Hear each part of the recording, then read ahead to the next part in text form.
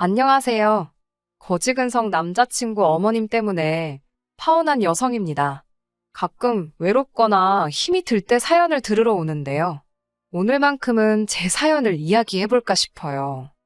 처음 남자친구를 알게 된 건 2년 전 가을이었습니다. 당시 저는 대학가에서 포장마차 분위기가 나는 작은 횟집을 운영하고 있었어요.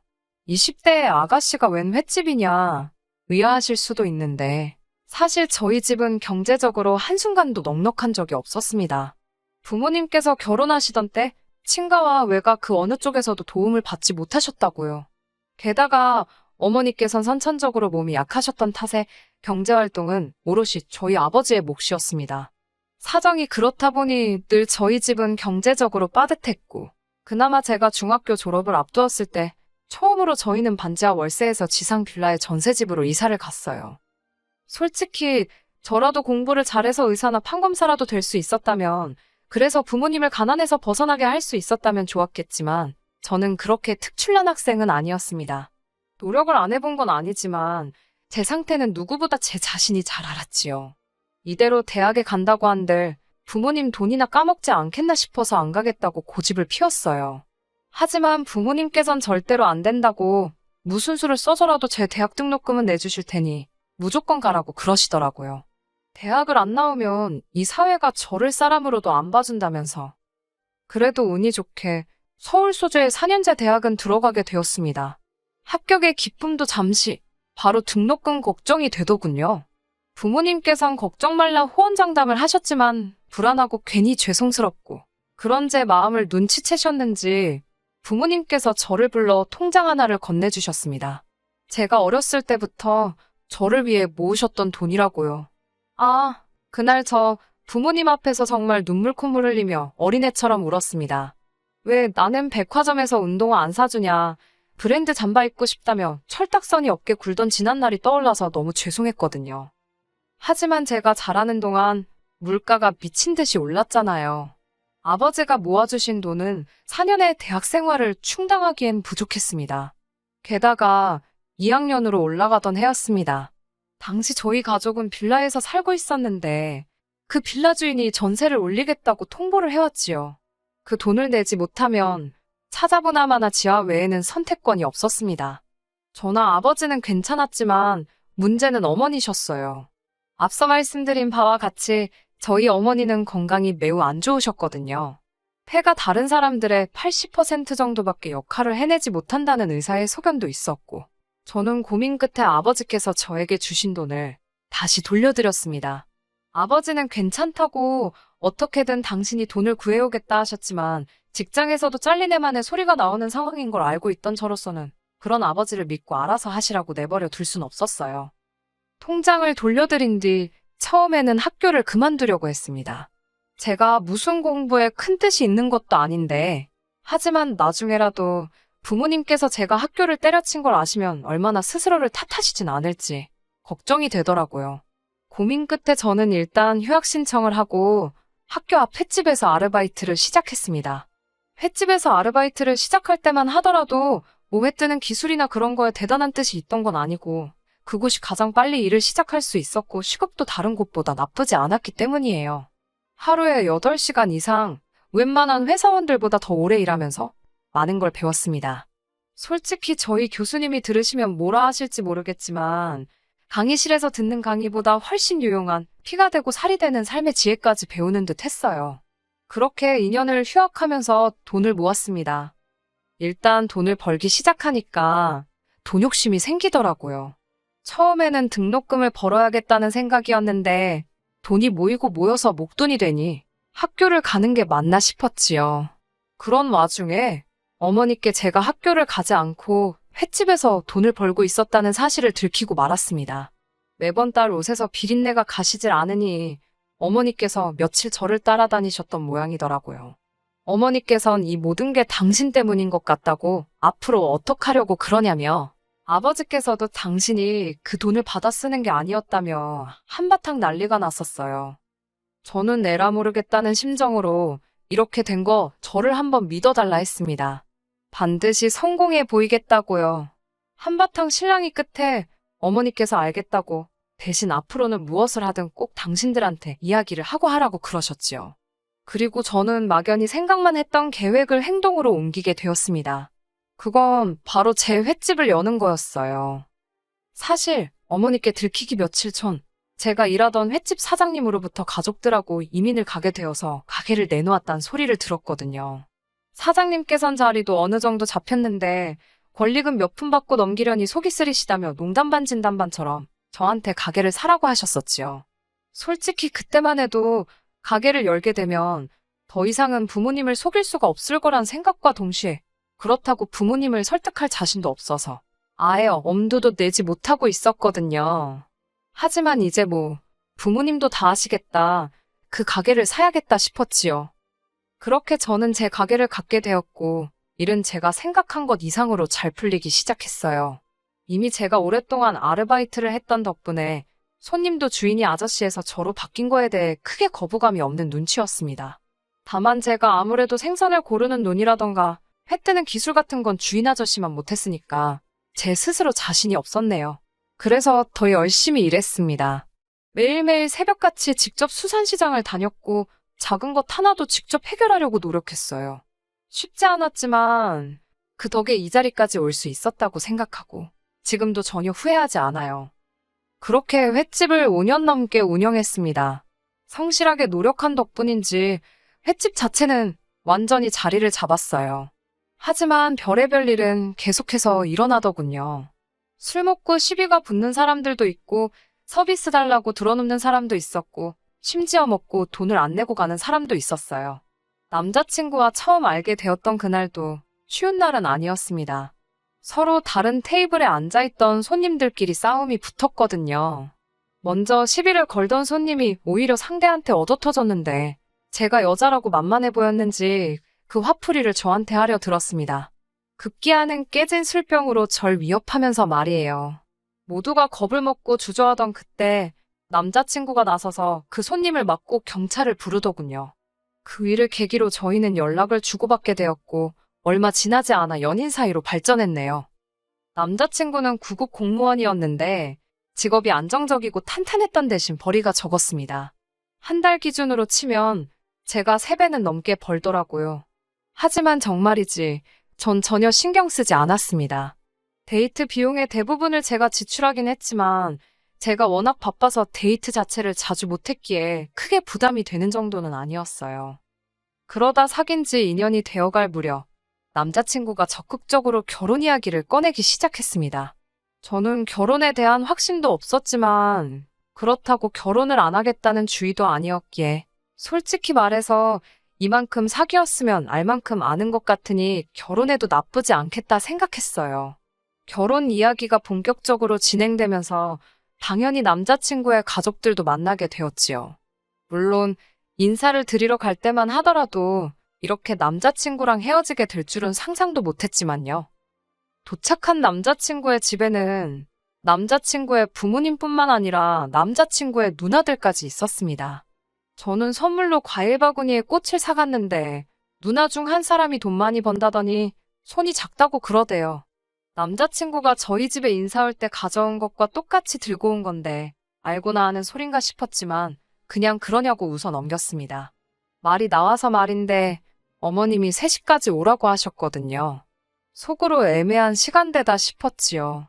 보통 주변 친구들 말이 예비 시댁에 도착하면 식사하고 후식 먹고 그러면서 이야기가 오간다 했는데 3시에 점심을 먹기는 늦잖아요. 아니나 다를까 점심은 안 주시더라고요. 그런 건 별로 신경 쓰지 않았습니다. 제가 사간 과일을 같이 먹으며 이런저런 이야기가 오가기 시작했어요. 어머님께서는 기다렸다는 듯이 제가 어느 학교를 나왔는지 부모님은 무슨 일을 하시는지와 같은 것들을 물어보셨습니다. 남자친구 말로는 대략적인 건 이미 다 어머님께 자기가 말씀드렸다고 크게 신경 쓸 건 없을 거라고 했는데 사실 대학을 마치지 못한 게 자랑거리는 아니잖아요. 하지만 저에겐 딱히 컴플렉스도 아니었으니 솔직하게 말씀드렸습니다. 그러자 어머님께선 고졸인데 대학까지 나와서 공무원을 하고 있는 당신 아들하고 수준이 맞냐는 식으로 저를 무시하시더라고요. 게다가 옆에 있던 남자친구의 누나들까지 나서서는 사람이 돈이 전부가 아니라는 둥, 머리에 든 게 있어야 된다는 둥, 말 같지도 않은 소리를 해대기 시작했어요. 이때 남자친구가 나서서 그러지 말라고 한마디만 했어도 저는 가만히 있었을 겁니다. 하지만 남자친구는 실실적이며 웃기만 할 뿐, 저를 위해서 한마디도 하지 않더라고요. 내가 뭐 때문에 여기서 이런 대접을 받고 있나 싶어서 맞다고 남자친구랑 말이 잘 안 통한다고 받아쳤습니다. 남자친구가 책상 앞에만 있어서 그런지 꽉 막힌 구석이 있다고 어쩔 때는 저 돈 받고 일하면서 안 답답한가 싶고 그렇다고 받아쳤지요. 그러자 어머님께선 저더러 돈 좀 번다고 벌써부터 당신 아들 무시하냐고 발끈하시더라고요. 저는 남자친구처럼 실실 웃으며 그럴 리가 있냐고 대꾸했고요. 솔직히 처음 인사드리러 간 자리였으니 제가 제 자신을 낮추고 어머님 비위에 맞춰드릴 수도 있었을 겁니다. 하지만 뭐가 그렇게 재밌고 즐거운지 남자친구는 어머님이나 언니들의 의도도 눈치채지 못한 채 제 편을 들기는커녕 멍청이 마냥 자리를 지키며 실실 웃고만 있더라고요. 게다가 집 이야기가 나오자 가관이었습니다. 저는 당시 시세 7억짜리 집을 가지고 있었어요. 당시 주변보다 저평가되어 있던 작은 평수의 아파트를 대출 없이 3억이 안 되는 돈으로 구입했는데 갑자기 집값이 미친 듯이 오른 덕분이었어요. 운이 좋았지요. 남자친구도 물론 이런 속사정을 알고 있었고요. 하지만 어머님께선 이 사실은 모르고 계셨는지 저에게 집은 어떻게 할 거냐고 물으셨습니다. 저는 남자친구와 얘기가 되어 있던 대로 제 아파트에서 시작하려고 한다고 말씀드렸어요. 대신 신혼집으로 들어가는 만큼 인테리어와 가정가구는 남자친구가 하기로 했다고요. 이를 듣곤 언니 중 한 명이 그럼 한 3, 4천이면 되겠다고 그러는데 어이가 없었습니다. 모르면 가만히나 있지 아무렇게나 떠들어대네 싶어서 아니라고 1억 정도 예상하고 있다고 했어요. 그러자 두 언니는 물론이고 어머님까지 눈을 동그랗게 뜨고는 저더러 제정신이냐입니다. 아무리 대학을 안 나왔어도 그렇지 세상 물정을 너무 모른다나요. 시집도 안 가고 어머님께 용돈 받아 쓰는 언니들한테 내가 왜 이런 소리를 들어야 하나 어이가 없어서 웃음이 나올 지경이었어요. 동시에 며느리감한테 제정신이냐고 묻는 게 더 제정신인가 싶었고요. 하지만 제가 따지고 든들 자기들이 실수했다는 걸 인정할 것 같지도 않아서 그건 제껴두고 일단 왜 1억이나 드는지부터 조목조목 설명해드렸네요. 솔직히 말하자면 오래된 아파트라서 일단 안을 싹 뜯어고쳐야겠다는 생각을 했었습니다. 그리고 가정가구도 오래오래 쓸 거니까 좋은 브랜드 제품으로 하고 싶었어요. 사람마다 생각하는 기준이야 다르겠지만 저는 대부분의 시간을 횟집에서 보내다 보니 집에서 머물 때만큼은 정말 편안하게 있고 싶었거든요. 남자친구도 자기가 모아둔 돈도 꽤 있고 어머님이 보태주실 거라서 1억은 거뜬하다 했기 때문에 어머님이 그렇게 놀라실 줄은 몰랐다고 말씀드렸지요. 어머님께서는 저와 남자친구를 번갈아가며 몇 초 동안 바라보시더니 알겠다고 하셨습니다. 대신 아파트 명의를 제 명의에서 공동 명의로 바꾸라고 하시더군요. 황당한 어머님의 말씀에 그건 곤란하다고 했습니다. 1억이 작은 돈은 아니지만 아파트 값에 비하면 반의 반도 안 되지 않냐고 계산이 안 맞는다고 했지요. 그러자 어머님께선 그럼 당신이 미쳤다고 제 집에 1억을 처바르냐입니다. 또다시 이어진 어머님의 수준 낮은 언행의 진저리가 나더군요. 저는 어머님께 그 집에 저 혼자 살 게 아니고 어머님 아들도 같이 살 거라고 그리고 그 집에서 저보다 어머님 아드님이 더 많은 시간을 보내게 생겼다는 사실을 다시 한번 상기시켜드렸네요. 그제서야 언니들도 뭐라 반박을 못하겠는지 입은 뻥끗하지도 않고 그저 사나운 눈초리로 절 째려보고만 있더라고요. 확신컨대 남자친구도 그런 언니들의 반응을 봤고요. 하지만 이번에도 남자친구는 사람들 눈치만 이리저리 살펴올 뿐 똑바로 말 한마디도 하지를 못하더군요. 어머님과 언니들 그리고 제 사이에서 신경전이 이어지는 동안 남자친구가 하는 일이라곤 고작 실실 웃거나 눈치를 살피는 게 전부였습니다.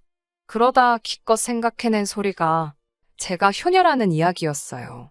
다짜고짜 어머님께 그래도 제가 참 효녀랍니다. 매달 돈 벌면 제일 먼저 부모님한테 용돈으로 200만 원씩 보내드린다고요. 뭐 한다고 쓸데없이 그런 소리를 하나 싶어서 저도 모르게 한숨이 나오더군요. 남자친구의 이야기를 가만히 듣고 계시던 어머님께선 그러면 결혼해서도 계속 그렇게 친정에 돈을 가져다 줄 생각이냐고 저에게 물으셨습니다. 저는 조금도 주저하지 않고 그럴 거라고 했어요. 어머님이 제 대답을 마음에 들어하지 않으실 거란 건 예상했지만 그렇다고 거짓말을 하고 싶지는 않았지요. 그러자 어머님께선 이것 보라며 결혼하면 남편이 버는 돈이건 제가 버는 돈이건 부부 공동재산이랍니다. 그러니 남편과 상의를 하고 어른들 의견도 물어야 하는 거라대요. 100번 양보해 남편이랑 상의를 하는 건 그렇다 쳐도 왜 어른들하고 상의를 해야 하는 건지는 이해가 도통되지 않아서 왜 상의를 해야 하냐고 여쭈었어요. 그러자 어머님께선 당연한 거 아니냐며 당신은 친정에 재산 빼돌리는 며느리는 볼 생각이 없으시답니다. 그러자 한 언니가 아니면 양가에 똑같이 잘하면 되겠네 그러는 거예요. 다른 언니도 그 말이 정답이라면서 양가에 똑같이 하면 아무런 문제될 게 없답니다. 다들 미쳤다 제정신이 아니다 싶었지요. 솔직히 이때는 이미 결혼하겠다는 생각은커녕 갈 때 가더라도 할 말은 하고 나가야겠다 싶어 어머님을 똑바로 쳐다보고 말씀드렸습니다. 어머님, 저희 부모님은 당신들 드실 거 못 드시고 입을 거 못 사입으시며 저를 키우셨지만 어머님은 뭐 절 위해 하신 일이 있으신가요? 막말로 저 잘하는 동안 1,000원 한 장 보태신 게 없지 않냐고. 효도를 받고 싶으시면 어머님이 공들여 키운 자식들한테 받으시면 될 것 같다고 했습니다. 어머님의 얼굴은 점점 울그락불그락 변해갔고 이번만큼은 남자친구도 상황이 잘못되어 간다는 걸 눈치챘는지 절 잡아 끌어서 집 밖으로 나가더군요. 제가 왜 이러냐고 이 손 놓으라고 남자친구 손을 뿌리치니 남자친구가 저더러 너야말로 왜 그러냐입니다. 결혼 안 할 거냐고 적당히 대충 맞춰드리면 되지. 왜 그렇게 다 따박따박 말대꾸를 하냐고요. 어이가 없어서 뭘 대충 맞춰드리냐고 그러다가 내가 지키지도 못할 말에 대답해서 코 깨일 일 있냐고 보아하니 당신 어머님 내 약벌이랑 그런 걸로 후려치기 하실 심산이신가 본데 어림없다 했습니다. 그러자 남자친구도 무슨 말을 그렇게 하냐면서 저더러 돈 좀 잘 번다고 유세 부리지 말라대요. 어이가 없어서 저는 남자친구더러 가서 당신 식구들한테 없는 티 좀 내지 말라고 그러라고 거지도 아니고 왜 남의 재산에 맘대로 숟가락을 얹으려 하는지 이해가 안 된다 했습니다. 그러자 이제 남자친구도 제가 자기 식구들더러 거지라 했다고 저한테 고래고래 소리를 지르고 저도 좀 전까지 어머님과 두 언니들한테 당한 수모가 생각나서 같이 악을 쓰고 저는 이러고 있는 거 자체가 스트레스고 짜증이라고 결혼이고 뭐고 없던 일로 하자고 했습니다. 막말로 너랑 결혼 안 해도 나는 손해볼 거 하나 없다고요. 그렇게 파혼을 하고 3주쯤 지났을 무렵 남자친구가 이야기를 한 건지 횟집으로 남자친구 어머님과 두 언니가 찾아왔더라고요. 다행히 손님이 없었기에 가게에서 잠깐 이야기를 나누게 되었습니다. 무슨 일로 여기까지 오셨냐 하니 당신이 그날은 너무 감정적이었던 것 같다며 결혼을 허락해주러 왔답니다. 황당해서 허락 같은 거 필요 없다 헤어졌다고 말했지만 자기들 듣고 싶은 것만 듣기로 작정이라도 했는지 자존심 세우지 말고 이쯤 했으면 죄송하다 숙이고 들어오랍니다. 그러면서 당신이 알아봤는데 공동명의로 바꿔야 세금 혜택도 있고 어쩌고 저는 됐다고 그렇게 아드님 저한테 장가 보내고 싶으시면 집값이 7억이니 7억 들려서 보내시라 했습니다. 그러면 한번 생각이나 해보겠다고요. 어머님은 저더러 도둑놈 신보라며 소리를 지르셨고 저는 세상 천지에 물어보라고 우리 둘 중 누가 도둑놈 신본가라며 따지고 들었네요. 결국 제가 남자친구에게 전화를 걸어 네 가족들 좀 데려가라고 안 그러면 경찰에 영업방해로 신고하겠다고 악을 썼습니다. 그리고 얼마 지나지 않아 세 사람 모두 시근덕거리며 가게를 나가더라고요. 그냥 내보내자니 억울하고 그렇다고 머리채를 잡을 수도 없어서 나가는 뒤통수에 소금 한 바가지 퍼부어버렸습니다. 그리고 지금 그러니까 요즘에 들어서야 남자친구도 이별을 확실히 받아들였는지 더는 연락이 없네요. 잘된 일이지요. 요새는 내년에 여는 이웃점 준비로 정신이 하나도 없어요. 마음 같아선 여기다 제 횟집 주소 딱 알려드리고 싶네요. 앞으로는 더 좋은 일만 있었으면 좋겠습니다. 끝까지 들어주셔서 감사합니다. 오늘의 사연은 여기까지입니다. 구독과 좋아요, 알람 설정 부탁드리고 더 좋은 사연으로 다시 찾아뵙겠습니다. 감사합니다.